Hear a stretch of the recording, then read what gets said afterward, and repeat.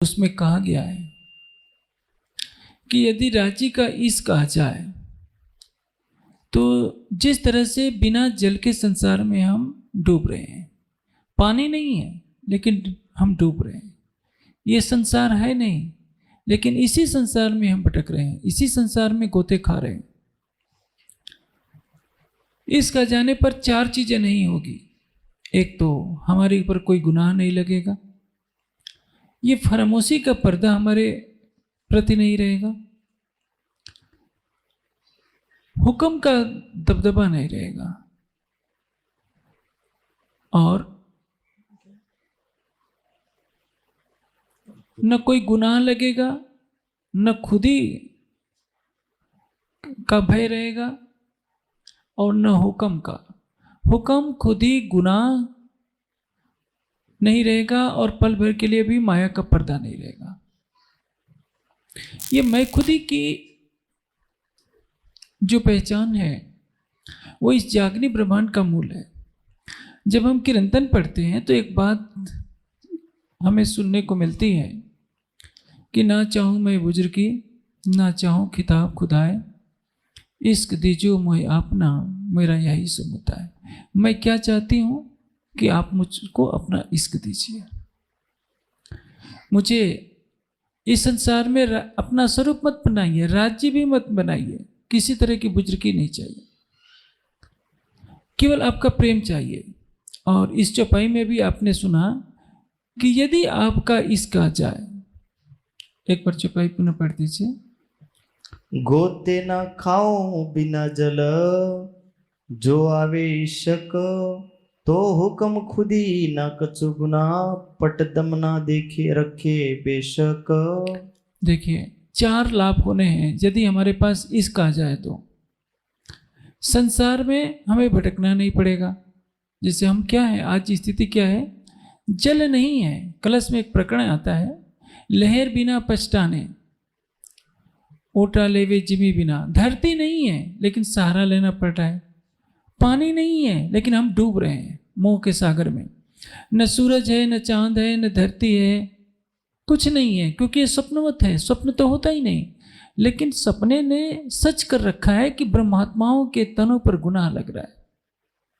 कैसा गुनाह? इस नहीं के संसार में अक्षरातीत अपनी आत्माओं के साथ आए हैं। अक्षरातीत तो आए हैं आवेश से, वो पल पल जागृत हैं, जागृत रहेंगे, उनके ऊपर तो माया का आवरण पड़ नहीं सकता। ब्रह्म सृष्टियों की नजर आई है इस खेल में, और तो और सुरता से जो भी आएगा खेल को देखने के लिए, तो ये तो फरामोशी का ब्रह्मांड है, निद्रा का।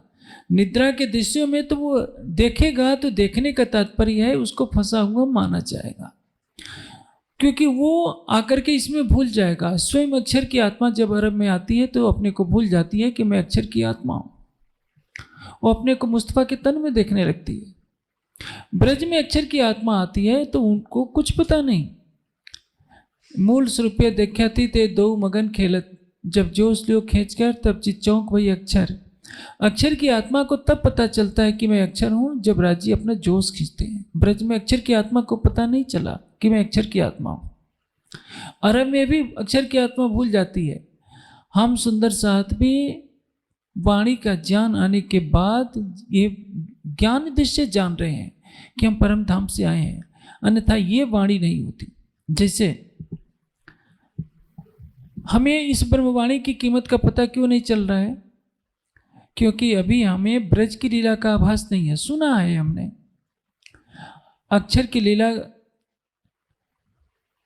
का, ये जो ब्रह्मांड है स्वप्न की लीला का, स्वयं अक्षर ब्रह्म ब्रज में भूल जाते हैं, अपने ही ब्रह्मांड में भूल जाते हैं, अरब में भूल जाते हैं। तो सोचिए, हम तो अक्षर की माया की लीला देखने के लिए आए हैं, हमारा भूलना तो स्वाभाविक ही है। किंतु ब्रह्मवाणी का यह प्रकाश हमें चारों तरफ से सतर्क कर रहा है। और इसमें महामती जी की आत्मा कहती है कि राजी, मैं आपसे केवल प्रेम मांगती हूं। और इसी चौपाई में आपने सुना कि इश्क मांगो तो भी गुनाह और खुद ही ये भी गुनाह हो। इस रहस्य को हम कैसे बैठाएं? तारतम्य में कभी कभी लगता है कि विरोधाभासी बातें हैं, विरोधाभासी कहीं नहीं है। हमें उसका आशय समझना होगा। जैसे एक जगह कहा है, जो देते हमको इश्क तो क्यों सके हम गाय, दिल अर्श पहुँचे रूह इसके तो क्यों रहियो इतरू हो जाए। जो देते हमको इश्क, राजी है यदि हमको इश्क दे देते तो हम कुछ गा नहीं सकते। दिल अर्श पहुँचे रूह इसके, यदि आत्मा के हृदय में इश्क आ गया तो क्यों रहियो इत रूहे जाए। ब्रह्म सृष्टियाँ इस खेल में रहेगी क्यों? इसका आशय क्या है? राज्य इस खेल में इश्क नहीं दे सकती हैं। पुनः दूसरी सोचिए, ऐसा इलम हके दिया हुआ इश्क चौदे तबक, मूल डार पात पसरिया नजरों आया सबन। इस चौपाई में क्या कहा गया है? राज्य ने हमें ऐसा इस इल्म दिया है कि सारा ब्रह्मांड ही इश्क में ही नजर आ रहा है। मूल डार पात पसरिया नजरों आया समन, और हर ब्रह्मात्मा देख रही है कि राज्य ने इश्क दिया है। शब्दों का अर्थ करेंगे तो क्या लगेगा? दोनों में तो उल्टी बात कही गई है, लेकिन ऐसा कहीं नहीं है।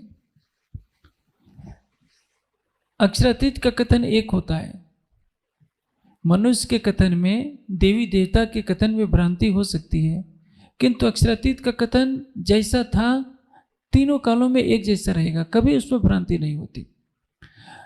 इश्क का प्रसंग जो अभी इश्क आया कि नहीं आया, और अभी आपने सुना कि इश्क मांगना गुनाह है,